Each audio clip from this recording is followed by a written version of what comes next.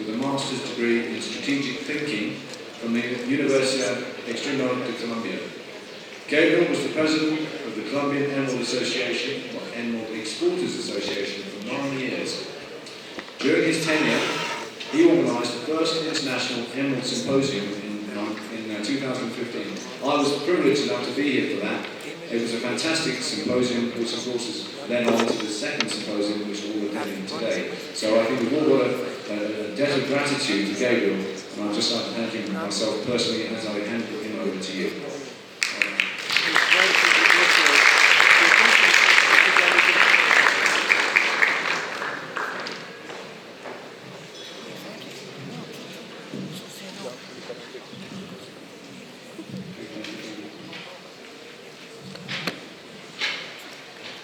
Good afternoon to all of you.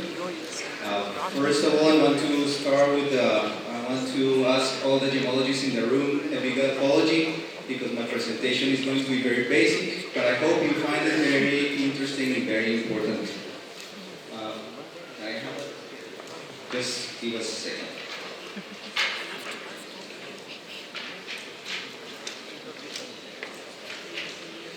Okay. Start. I feel more comfortable walking around. It's too stiff there. So the first image is taken by myself. What do you find appealing about this image? I think we all find appealing nature. What we see here is nature.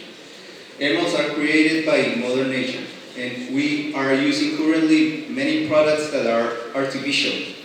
So what I'm here about to show you is I want to present to you the new emerald feeder called Turalys by CDTEC. And we call it that because it's a natural product and it is also stable. So let's begin. Since Cleopatra times, we know that emeralds have been filled with different substances to improve the clarity of the stones. I know you may know many substances, but the most important one, I hope you guessed, is water. Water is the first substance used to go into the fissures and improve the emerald's clarity. I want to show you this example. This is a rough emerald stone, and it's dry, completely dry. We dip these stones in water for about 10 minutes. And you can see the improvement in clarity here in this stone, and you can see here, and even the color. You see, because when the clarity improves, it also helps the color get better looking. Throughout times, people start experimenting with different substances, like oils. The first known feeder was as olive oil. And then people start experimenting with different substances like waxes. And recently, more than 30 years ago, we started using resins in two forms, liquid resin and hard resin. So what I want to explain, I know all you gemologists know, but for the rest of the people, I was just to show what the light do when the stone doesn't have any fractures, any fissures. The light is going to follow a straight path through the facets and goes throughout the top. That's what we're looking for. But 99.9% of the stones, they are not born with. They are born with fissures, and what happens is that the light, once finds these fissures, tends to spread away, and that's why people look for a way to fill those fissures, so the light can go through in a more regular path. So now let me speak to you about the pros and cons of the most common used feeders for emeralds these days. Let's start with oil. What do we like about oil? First of all, it's a natural product. A natural product for a natural emerald. Second of all, it's a traditional method. So since ancient times, we were seeing this method being used for enhancing the clarity of emeralds. What we don't like, it comes out very fast. And also very bad aging. After a while, you will see some yellowish or orange stains into the features. But another thing we don't like now is that it's truly natural. More than 50% of the product is produced in labs. What you call cedarwood oil is not 100% cedarwood oil. Now let's talk about resins. We have the two varieties, but this is what some labs call modern. But I find it not modern because it's more than 30 years ago. What we don't like, stability. These these resins are very stable. Conceals better the features and stays longer. The refractive index is closer to that of the emerald. What we don't like, it changes inside the stone after a while. So we will see some milky change after a while. Eventually it's going to transform. All liquid resins are going to transform into a hard resin after a while. That's why some people, when they come to the lab, and they say this stone has been put away in the safe for 3 years, and they come and we see that the stone is now hard resin, hardened resin. That's why that's the issue. When the stone is applied, the hard resin is applied, and rough stones act like a glue. This is one of the main issues with resins. That's why people they don't like resin. It's a not natural product for your natural emerald. And finally, one of the main components, the bisphenol A, eventually, and that's why it becomes hard resin, because this bisphenol is going to transform due to UV light from the sun, it's going to transform into a hard resin. So the industry asks us, we need another feeder, we need to find a substance that is natural. So we start thinking, what to do? What's our next step? So like in the famous movie The Matrix, we said ourselves, we have to go back to the matrix. And what's that matrix? Mother Nature. So we went back to the source. We went back to the nature, and we produced this natural product that we call, and we're launching it right now, is called turalys. So let me tell you a little bit about the process. Okay, first the key points. What we were looking for, what the industry were asking. First of all, the product should be thick, so it won't come out of the features that easy. The refractive index as close as possible to that of the emerald. Colorless or near colorless. Very easy to remove. That's one of the main issues because with resins it's very difficult to remove the product 100%. And that is stable, or the changes are minimal throughout the time. This is what the industry asks us.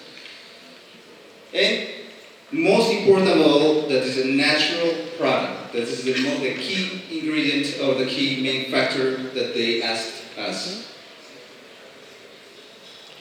So what was the process? I want to talk to you about a little bit about it. First was the selection.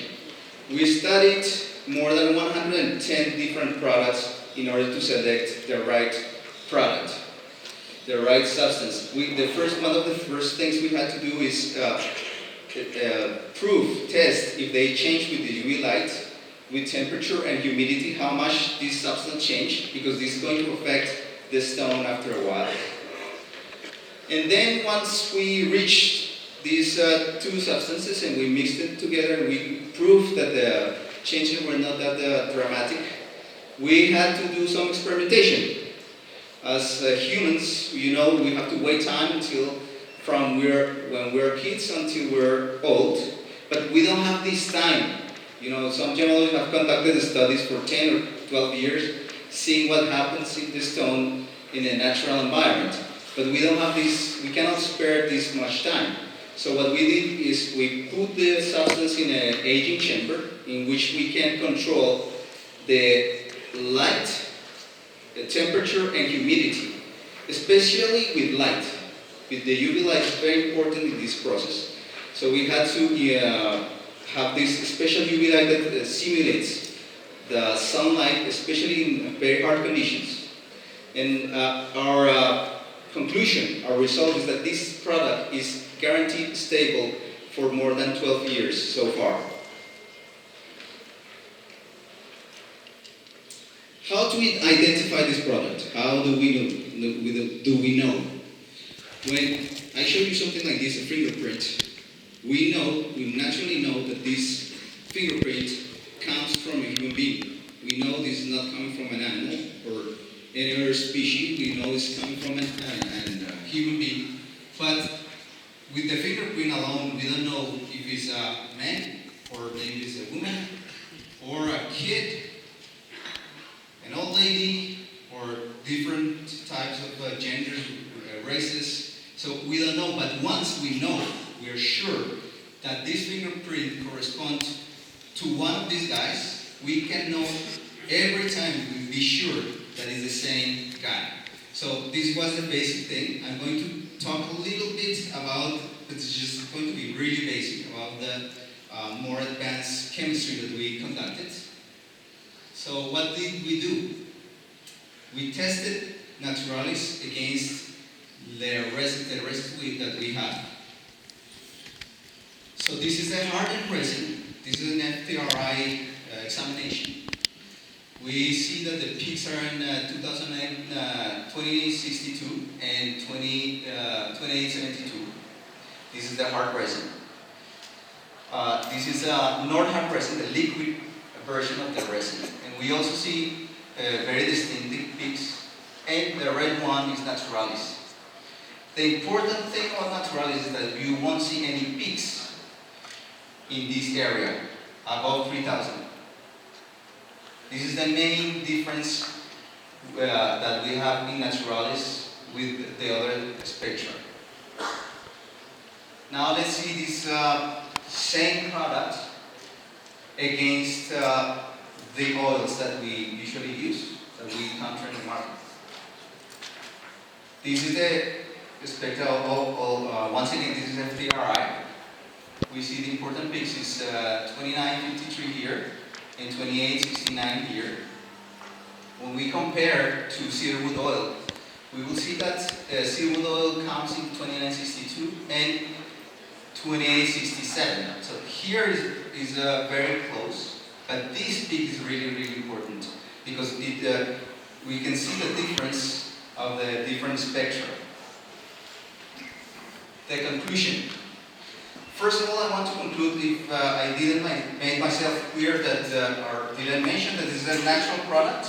So I want to leave in your minds that this is the first natural product specifically designed for emeralds. Natural product for natural product.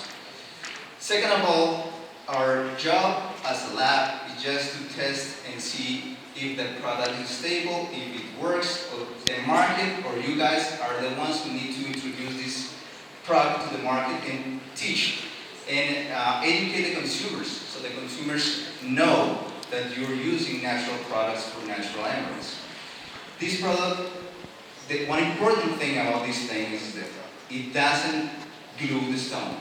So this product, stick stones, is over with this new product, turalys. So this product is going to be available very, very soon. We're going to start production in the very short term. It's going to be available for the whole market. Thank you very much. That was my presentation to you all.